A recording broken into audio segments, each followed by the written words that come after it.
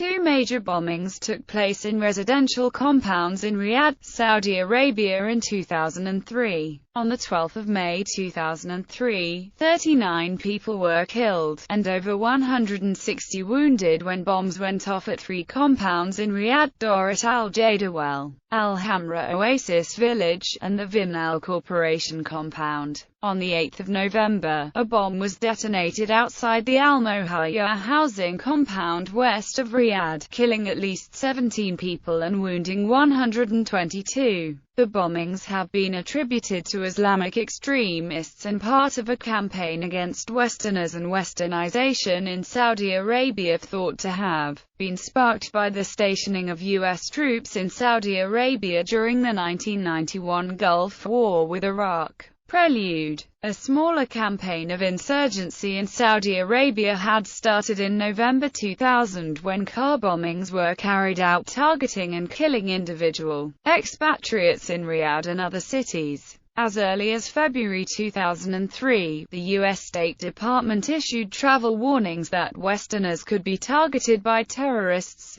The warnings followed an explosion at a private residence where weapons, explosives, cash, and false documents were subsequently discovered. In early May 2003, the U.S. State Department warned that terrorists were in the final stages of planning terrorist attacks in Saudi Arabia. The Saudi government also warned of this, and issued an alert for 19 men believed to be members of Al-Qaeda planning attacks. May attack. Late on the 12th of May, several vehicles containing heavily armed assault teams arrived at three Riyadh compounds. The Dorat al-Jadawal, a compound owned by the London-based MBI International and partners subsidiary Jadawal International, the Al-Hamra Oasis Village, and the Vinel Corporation compound, a compound occupied by a Virginia-based defense contractor that was training the Saudi National Guard. All contained large numbers of Americans, Westerners, and non-Saudi Arabs.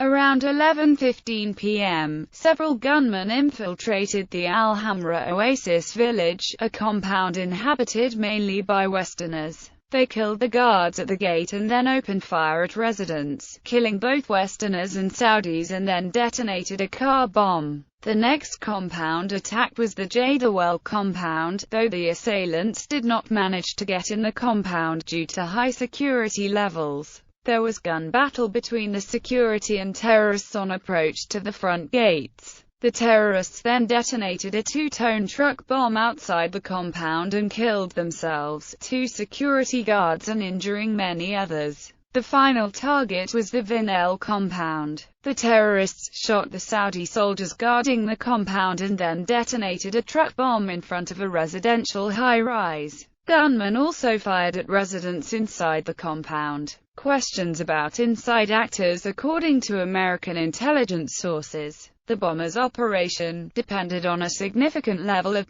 "insider" knowledge of the compounds, according to one American military official quoted by the Daily Telegraph. It took the bombers 30 seconds to a minute to get from the gate to the housing block. They had to know where the switches were to operate the gates after attacking the guards. They then drove at breakneck speed with a bomb weighing nearly 200 kilograms to the most intensely populated location in the complex and blew it up. Several bombers were wearing uniforms of the National Guard to help them get into the three bombed complexes. The intelligence officials believe that Al-Qaeda has infiltrated even the elite National Guard, which is involved in compound security. Reaction. In the immediate aftermath of the May bombing, a large number of Western expatriates left Saudi Arabia. Airlines reporting a flood of bookings for flights from Saudi Arabia to Britain in America. There were also bomb scares and an evacuation of one compound near those attacked and at the landmark Faisaliyah Tower. The attacks were denounced by then U.S. President George W. Bush as ruthless murder, and by Saudi Crown Prince Abdullah as the work of monsters. Abdullah vowed to destroy the terrorist group that ordered them, and the Saudi government began a harsh crackdown on the insurgency, arresting more than 600 terrorist suspects and seizing bomb-making materials. bomb belts, and thousands of weapons. On 7 June 2003, an official Saudi statement identified 12 men as the perpetrators of this attack.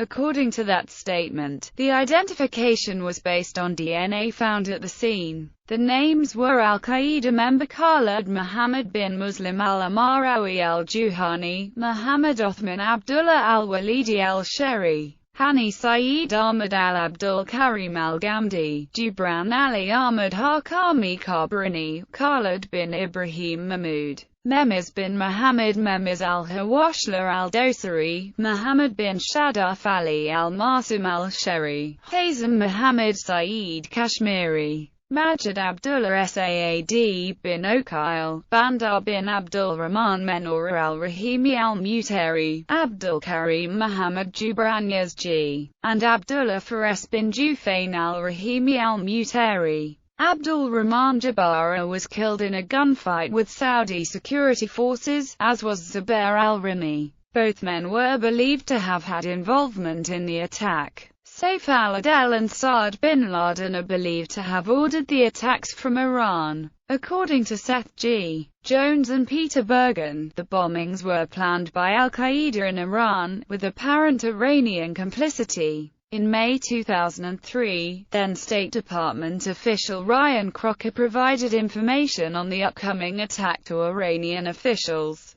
who apparently took no action. Saad was killed in a drone strike in Pakistan in 2009. Casualties in the compound bombings, at least 27 reportedly people died from several different countries. In addition, 12 suicide bombers died, bringing the entire toll from the attacks to 39. More than 160 other people were injured, including more than 24 Americans. In October 2003, As Sahib released the videotaped wills of the bombers Abu Umar al-Tarifi, Muhammad bin Shazif al-Shari and Muhammad bin Adal Warab al-Makit, recorded 2 weeks before the attacks. November attack. On 8 November, a suicide truck bomb detonated outside the Al-Mohaya housing compound in Laban Valley, west of Riyadh, killing at least 17 people and wounding 122, among them 36 children. Those killed in the attack were mainly Arabs, many of them workers from countries such as Egypt and Lebanon. Among the injured were people from India, Bangladesh, Philippines, and Eritrea. Questions about inside actors. According to the Saudi press agency, suicide bombers posing as guards drove into the compound in a vehicle which looked like a police car, and after an exchange of gunfire with security forces blew themselves up. The compound allegedly chosen by them because those occupied by Western expatriates were too well guarded.